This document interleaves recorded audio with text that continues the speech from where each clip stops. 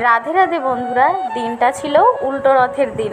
কতদিন পর রথের দড়ি টানলাম, সত্যি খুব ভালো লাগলো বিকেলবেলায়। তারপরে চলে গেলাম মেলায় মনাকে নিয়ে আর আমার ননদকে নিয়ে। মনা এখানে হলুদ পাঁপড় খাবে না, তাই সাবুর পাঁপড় খাচ্ছে, ওটাও খুব টেস্টি ছিল। তারপর আমরা চারপাশ ঘুরে একটু দেখতে লাগলাম। এত বড়ই মেলা যে আমরা হারিয়েই যাচ্ছিলাম।